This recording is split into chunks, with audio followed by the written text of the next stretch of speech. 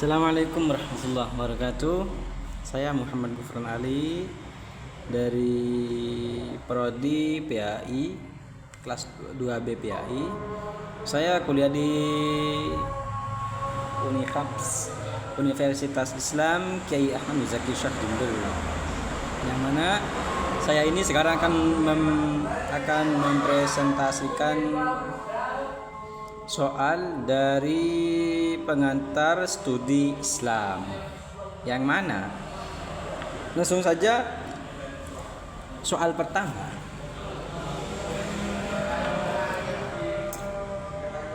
Analisislah pengertian Islam sebagai agama yang bersifat syumul, yakni menyeluruh, dan jelaskan bagaimana sifat Islam yang menyeluruh tercermin dalam kehidupan individu, sosial, dan spiritual.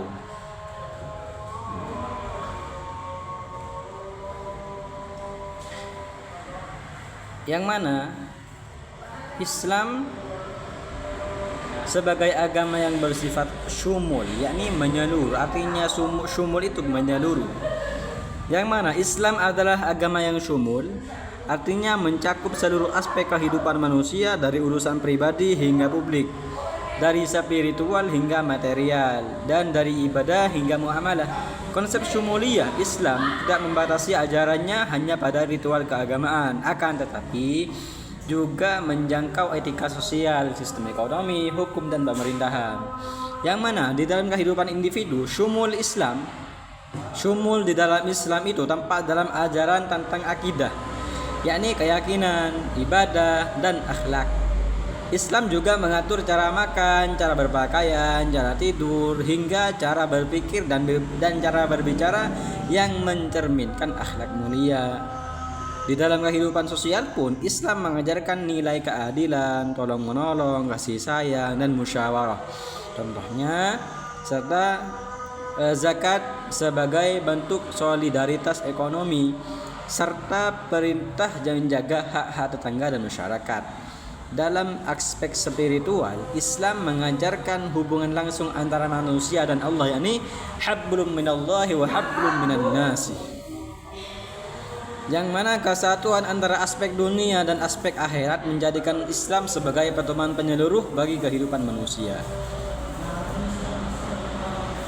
Terus yang nomor 2, bandingkan dan analisislah peran Al-Quran dan hadis sebagai sumber ajaran Islam, dan berikan contoh konkret bagaimana kedua sumber tersebut saling melengkapi dalam menjawab tantangan zaman modern ini. Yang mana peran Al-Quran dan hadis dalam ajaran Islam, yang mana Al-Quran adalah wahyu dari Allah yang menjadi dasar utama dalam Islam. Ia memuat prinsip-prinsip umum, hukum, dan nilai moral. Dan hadis adalah penjelasan praktis dari Nabi Muhammad SAW terhadap ayat-ayat Al-Quran, dan berfungsi sebagai penjabaran ajaran yang berfungsi umum, yang bersifat umum. Peran dari Al-Quran ialah memberikan landasan teologis, etis, dan hukum. Misalnya di surat Al-Maidah ayat 90, Allah itu melarang khamar secara umum, mengharamkan khamar secara umum. Di peran hadis menjelaskan rincian pelaksanaan hukum. Contohnya hadis yang menjelaskan bahwa khamar itu juga termasuk benda yang memabukkan yang lainnya, bukan hanya arak yang haram. Jadi kullu muskirin haram. Jadi setiap sesuatu yang memabukkan itu dihukumi haram. Tuh. Contohnya Al-Quran dan hadis itu yang saling melengkapi. Di dalam Al-Quran itu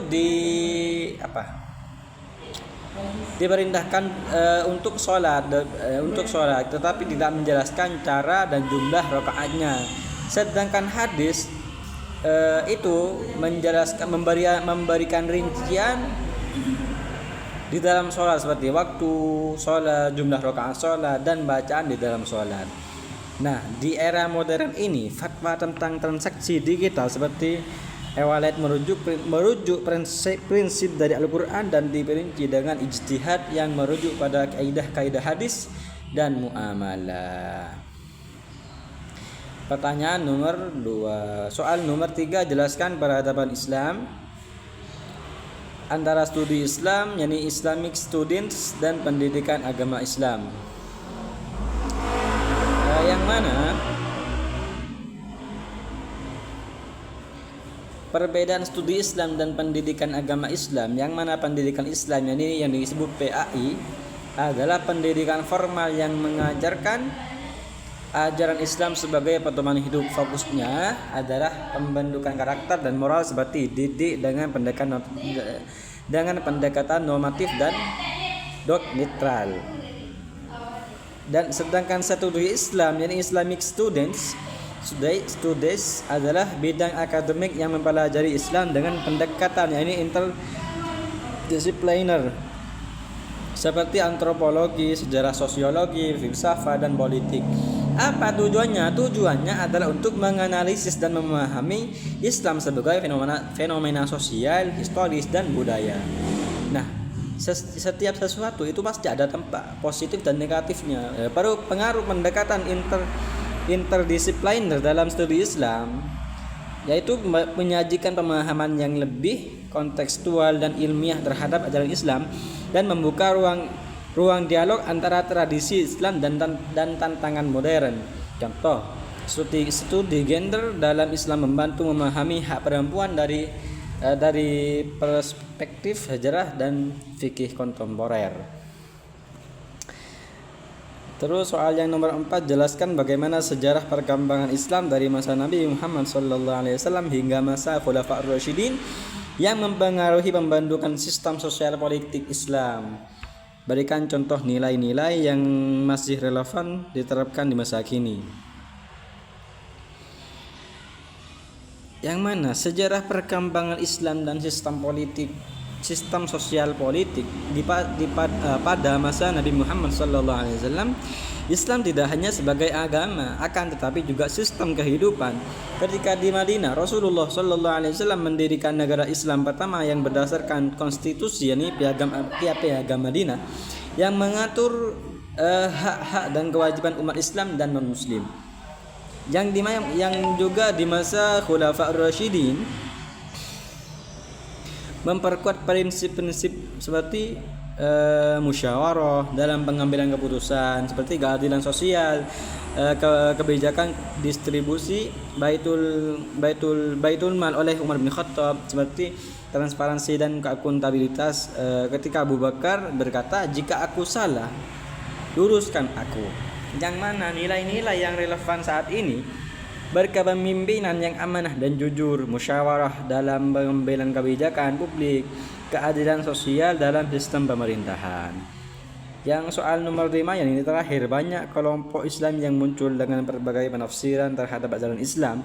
Analisis bagaimana prinsip tasamuh yang toleransi dalam Islam dapat menjadi solusi atas perbedaan mazhab dan paham keislaman saat ini. Yang mana tasamuh sebagai solusi perbedaan mazhab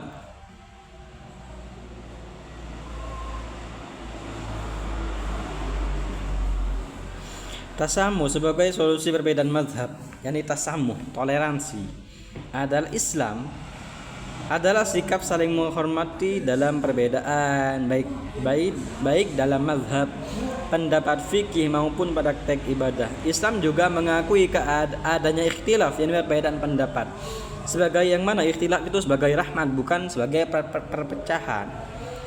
Dalil tasamuh di surat Al-Hujurat di ayat 13 dan sabda Nabi Muhammad SAW bahwasanya perbedaan itu di antara umatku adalah rahmat, bukan perpecahan. Nah, penerapannya bagaimana? Menghargai perbedaan fikih antara mazhab Syafi'i, Hanafi, Hambali, dan Imam Maliki. Tidak mengkafirkan kelompok lain karena perbedaan ijtihad, dan tidak mengedepankan dialog dan pemahaman bersama antar kelompok Islam. Nah, relevansi saat ini dengan banyaknya organisasi Islam yang beragam, prinsip tasamuh yang mendorong ukhuwah Islamiyah yang mencegah konflik internal ini penting untuk menjaga kesatuan umat Islam dan menghadapi tantangan global seperti Islamofobia, ketimpangan ekonomi, dan degradasi moral. Sekian dari saya. Assalamualaikum warahmatullahi wabarakatuh.